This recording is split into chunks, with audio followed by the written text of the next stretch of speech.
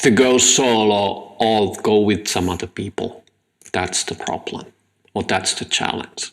Are you thinking what to do with your idea? Should you take someone with you to the journey of starting a new company, or should you do it alone? It's a hard question. There's no right or wrong answers, but I can give you some ideas. Okay, let's take first the good points. You can do all the decisions yourself. You can move quickly. You can change your mind. Hard thing is you need to do all those things yourself as well. You cannot rely on other people. Well, you can have staff. You can have, obviously, other people around you. But still, you need to do all those hard decisions by yourself. If you have someone, you can share the load. You can share the views if you trust the other one, or even a small number of people if you have more than 2 founders. You can complement each other because everybody has the good strength. They have the strong points and they have their weak points. And when you combine those, you get more and you get huge advantages when things are going quickly and the pace is fast.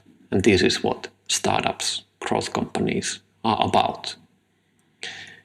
One of the things, what I think personally as a hard thing, when you're doing things by yourself, is that the iteration process is slow.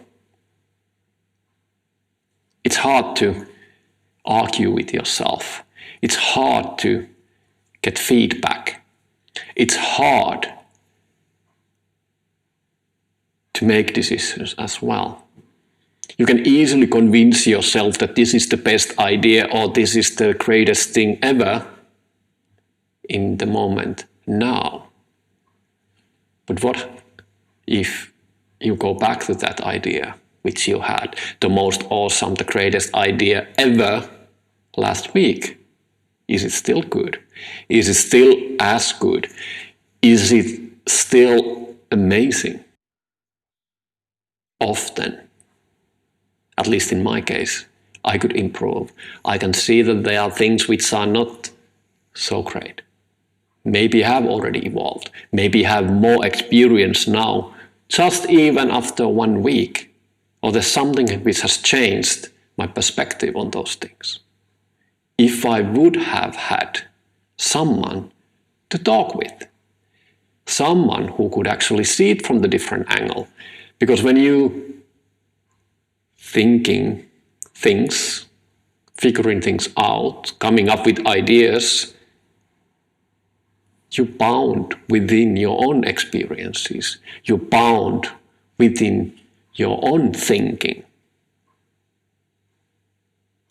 But there are other perspectives. There are other ways to consider those things. And when you have more people help you, they can see those, either intentionally or as a sort of a consequence of the dialogue of going through those things.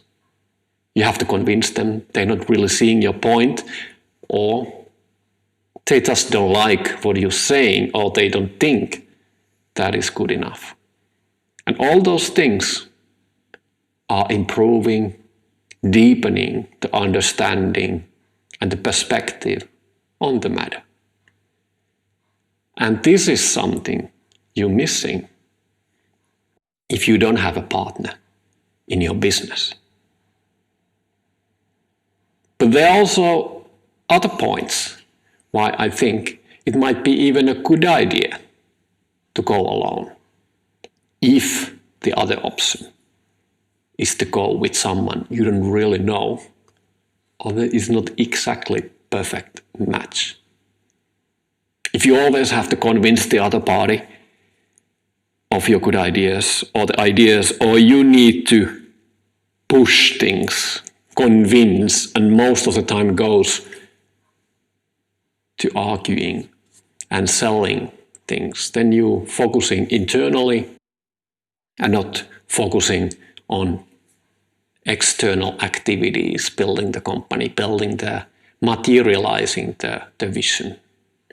So then going solo is a really good option. So what should you do? I don't know. You need to make that decision. If you don't have anyone now, go alone. That's perfectly okay. Maybe you find someone a bit later. And when the perfect person comes, join forces. It's always fun to do things together. You can share the moments, you can share the load.